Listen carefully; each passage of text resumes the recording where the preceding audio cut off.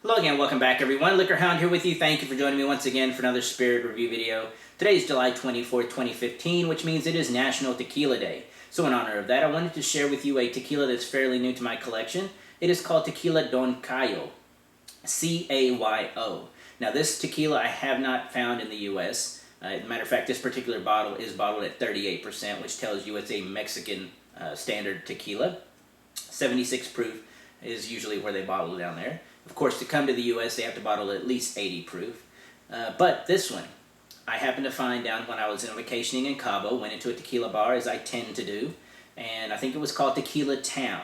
And the guy in there was fantastic, knew his tequilas, had a great collection from his grandfather. If you want to see some rare old tequilas, go into that store.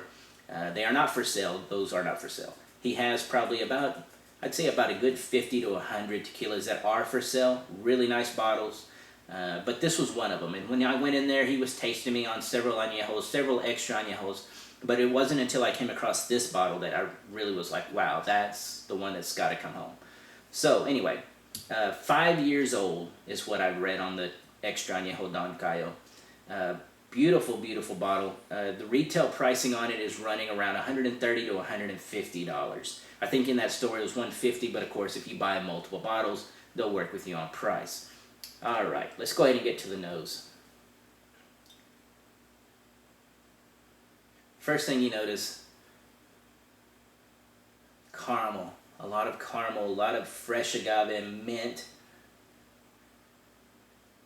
but also a good amount of the sweet baked agave mixed in as well with that fresh vegetal agave that I tend to find on blancos. You know, most of the time once you hit past reposado, when you start getting to the añejo 1 year and older, tequilas that agave loses some of that vegetal freshness. It actually just starts getting a little more cooked or baked agave on the nose and palate. But this one is doing a perfect combination of the two, which is incredible at a 5-year-old tequila.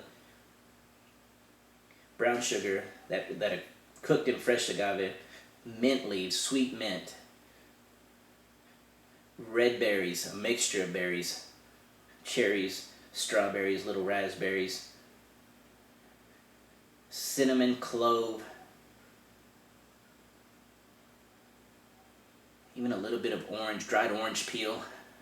Almost like those combined make like a mulling spice.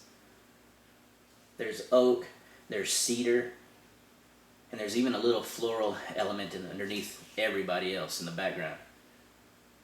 But the brown sugar note running throughout. Perfectly sweet, complex nose. Alright, let's go ahead and get to the palate. Great legs on this thing. It's got some viscosity.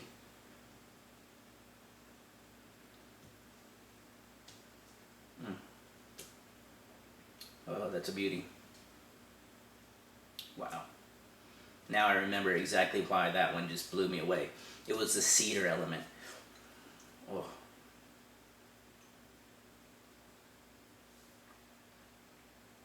Medium-high viscosity. It is fairly oily. Rich brown sugar right up front, turning into caramel as that agave comes in. Again, just like the nose, combination of vegetal sweet agave with the baked agave as well. Wow. Then you get those mulling spices are coming in. They're joined right there almost immediately with those red berries. As you start hitting that, it's like it doesn't spice swell on you. It doesn't get hot. It actually just gets big. It gets complex as all these flavors come in and they kind of grow together. Brown sugar, again, just powering through the whole thing.